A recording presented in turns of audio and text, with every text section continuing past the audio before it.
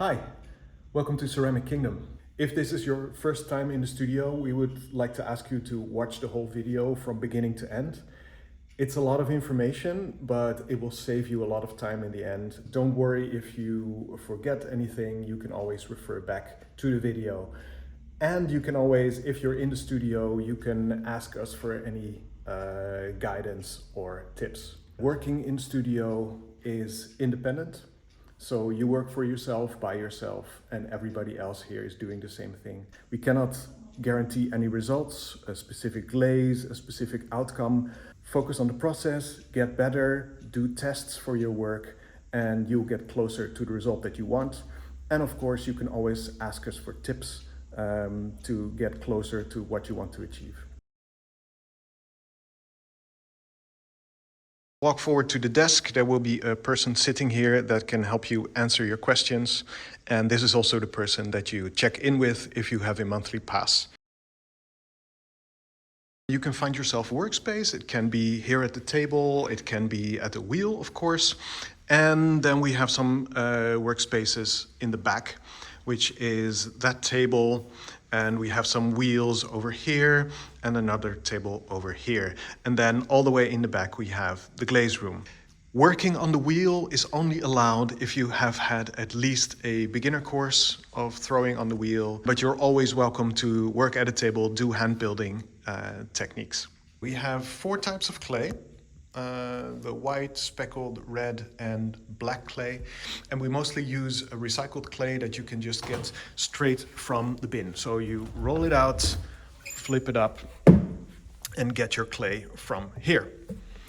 Now, if there is no clay in here, you can ask us to open up a new bag, but we would like to work with the recycled clay as much as possible so we don't waste anything. The wedging area is also separated by color. So the white clay here, then the red and speckled, and the black only on that side.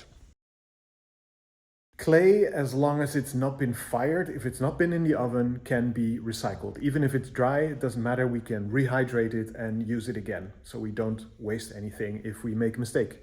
And we all make mistakes. It's very important that it's not been fired. Bisqueware cannot be recycled anymore. If you have a piece of bisqueware that breaks or something you don't want to keep, it goes into the trash. Now, if you have pieces of clay left over, you can put them in one of our recycling bins. So we have one here for white clay, for black clay, speckled and red. The front part is if you have some very muddy water with maybe some sponges in there, you can throw it on here and all the tools will be filtered out. In the past, we used to have some tools into the recycled clay, and that is a problem. So don't put your pieces of clay on there. Pieces of clay in little parts can just go right in there. If you have clay that is a little bit too wet from working on the wheel, you can put it like this, like an arch on the plaster. You can also stack it, multiple layers, and then after a couple of hours we can wedge it, we can knead it and put it back into the bin. If you're unsure about it, or if your clay is just too dry, in the recycling bin is always the right place. Be absolutely sure that it's only clay, only unfired clay. No sponges, no paper, no glaze, no plaster, no other materials, only clay. You can use any tools that you want, just take them from here. Please make sure that you clean them well before you put them back. Sometimes you will find a bit of clay still on the tools. Please take the time to clean your tools properly. They don't have to be dry before you put them back, but they at least have to be more or less clean. Cleaning can be done at these sinks. So we have a sink for black clay, for red and speckled clay, and for white clay. The reason that we have them separated is because we recycle all the clay that ends up in these sinks. And we don't want to mix the colors. As you can see, there's 1 sponge per sink, and that's also the way it should be, because this sponge is used for cleaning. Any other sponges that you've used in your work should go back into the cabinet over here. You can put your tools here temporarily before you put them back on the shelf. And be very careful not to lose them in here. We often find sponges and needles under the standing water here because you just don't see them anymore. So clean them in here, just put them temporarily on there.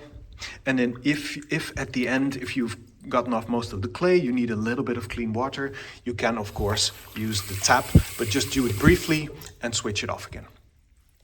And the tools and all the other things, when you're done, you take them from here, they don't have to dry, and you put them right back in their proper place. Opposite the sinks, you will find our aprons, of which you can just take one and use it.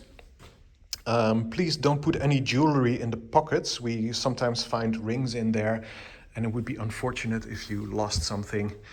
If you're done, just put it back. If it's very, very dirty after using it, you can take it from here and put it in the laundry back in the wardrobe area. The shelves behind here are private, so please don't touch or take anything from these shelves. This is a slab roller with which you can create flat sheets of clay. We have some plaster shapes that you can use. And over on this side, we have a clay press with which you can create sausages or long shapes. If you want to use any of these specialized tools, please tell a member of staff and we would be happy to explain it to you. Cleaning is part of your studio time, so please reserve some time at the end to clean your workspace.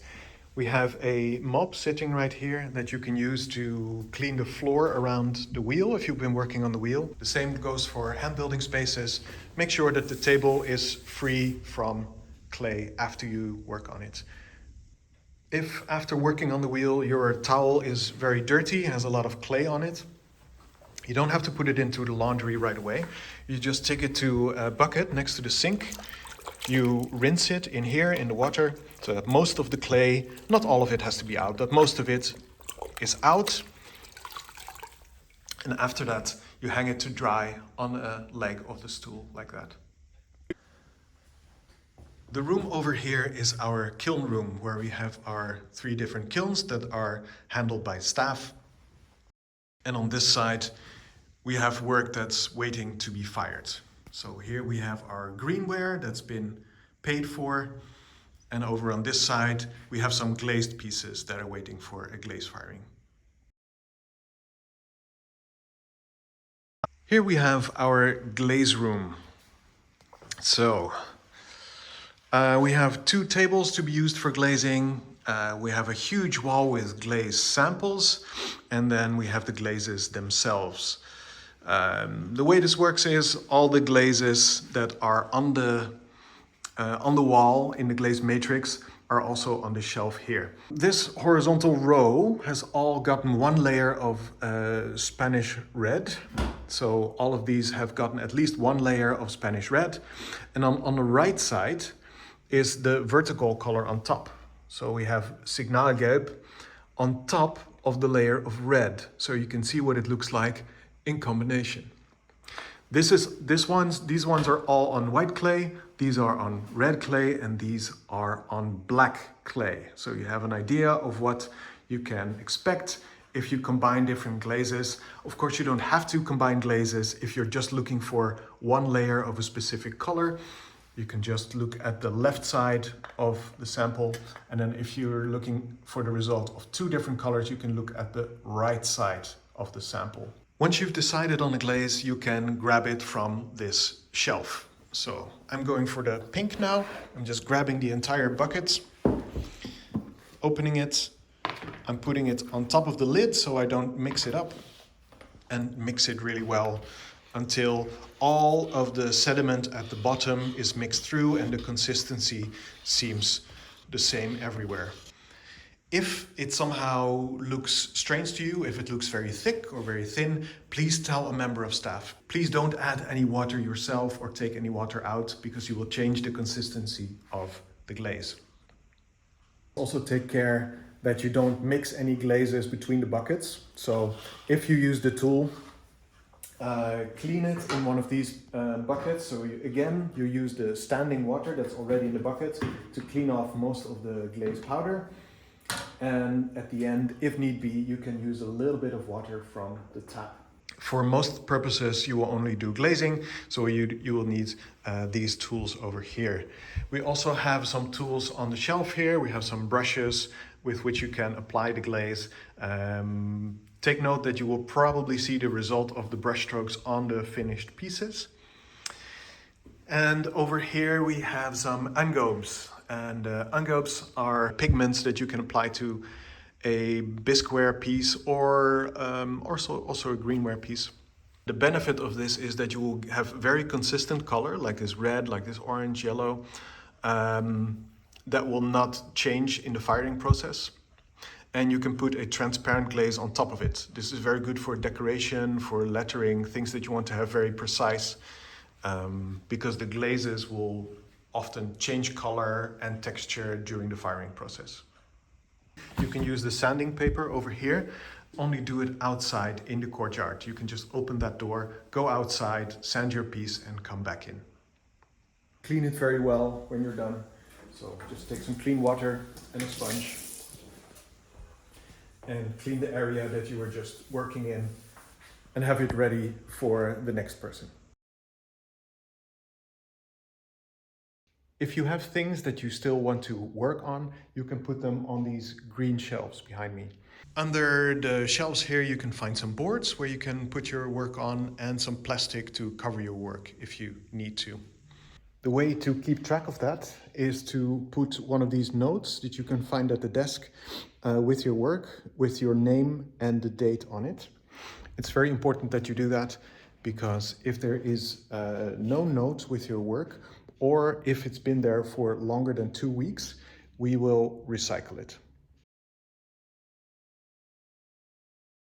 If your work is done and you want to fire it, you don't have to wait until your work is completely dry. We have a different firing price per kilo for work that still has water in it, so you don't waste any time with letting it sit on the shelf. Bisque firing is paid upfront. So you weigh it here, you will be charged for the weight for the firing, and the person will give you a firing ticket. Once you have a firing ticket for your work, you can place it on any of these 3 first shelves, anywhere you find space.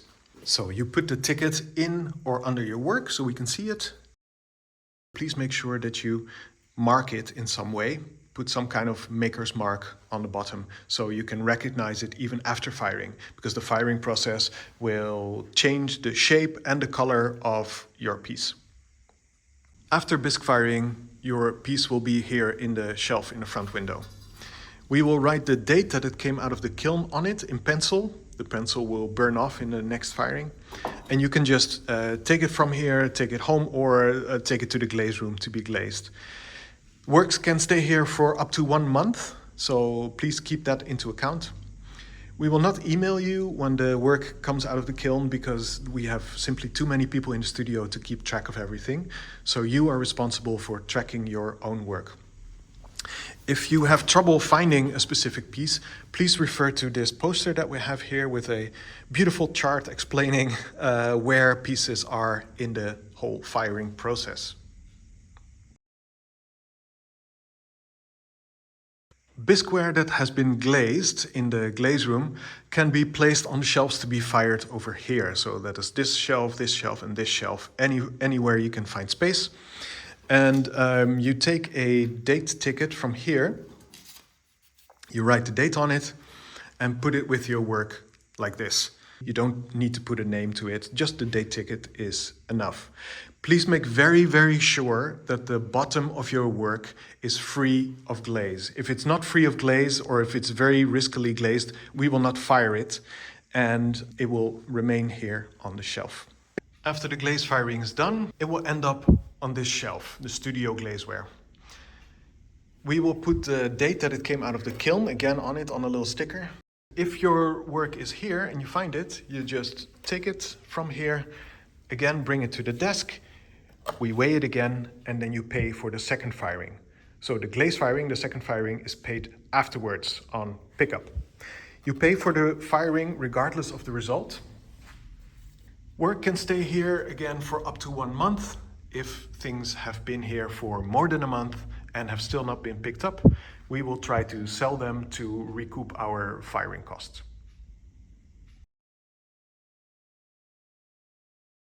If you have glazed your work in such a way that it damages our kiln, for instance by sticking to the kiln shelf because you did not clean the bottom of your piece, you will have to pay an additional fee when you pick up your piece. That's the end of our tour. This is the most important information and it's a lot already. Don't worry if you forget anything. Please just come to a member of staff and ask them. We're always there to help. And you can of course also watch the video again if you need to. If this is your first time in the studio, please return to the member of staff at the desk right now. They will have one more digital form for you to fill out, but then you finally can get started. I wish you happy creating and a lot of fun at Ceramic Kingdom.